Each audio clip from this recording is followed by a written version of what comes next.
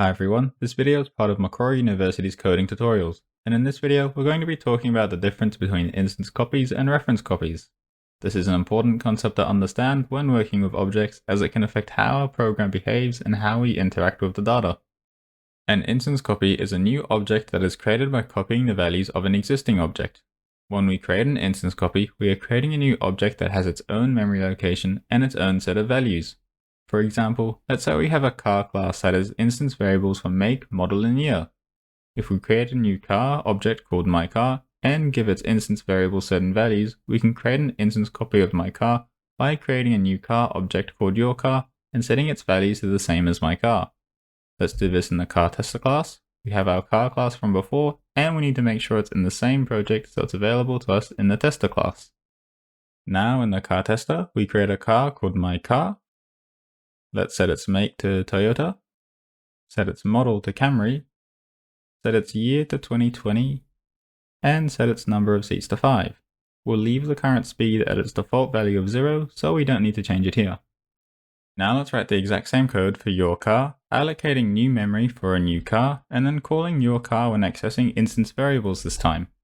Now let's take a look at what the memory diagram for the code we've written looks like. In this example, my car and your car are instance copies of each other because they have the same values, but they are stored in different memory locations. The program does not know they are the same because for a program to think two objects are the same, they must be the same instance. If we print out the Boolean value for checking if my car is equal to your car, we get false. The equality symbol checks the references are for the same instance, not whether their contents are the same.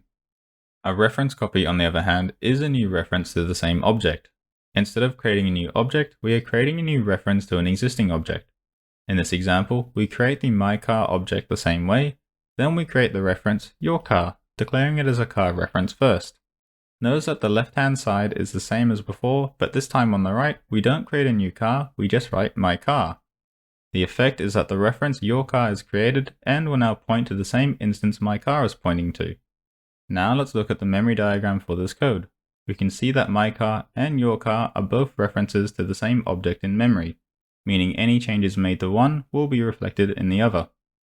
By comparing both memory diagrams, we can see that in our instance copies version, there is absolutely no connection between myCar and yourCar. They are pointing at two completely different instances, so to their program, they are just two different cars, much like if you had a car and your friend bought a car with the exact same specifications. That is, in this case you both bought separate 2020 Toyota Camrys with 5 seats. A reference copy would be as if you and your friend both have keys to the same car. In code, let's change the year of my car to 2016.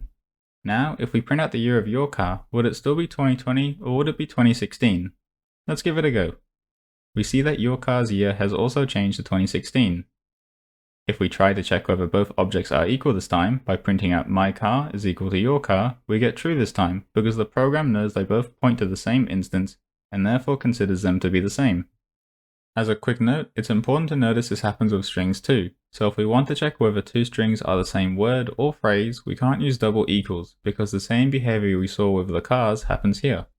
Instead, we want to use the built-in equals function that we can call on one string and pass the other string in as a parameter to check if they are both equal. Let's take a quick look at an example. Here we have string A and B, which are both the same sentence but different references. If we check if A is equal to B, we get false, whereas if we call the equals function on A using the dot operator, and then pass B in as a parameter, we get true. Later on in this series, we'll see how we can implement an equals function in our own classes that we create.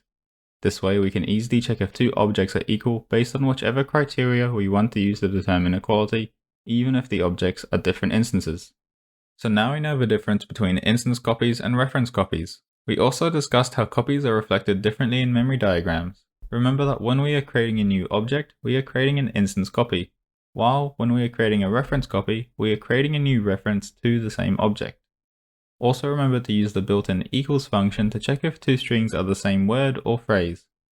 For practice, it is a good idea to play around with creating various instance and reference copies, drawing how the memory diagram changes at each line, and printing out what the different objects' instance variables are when you change them, paying attention to how reference copies behave.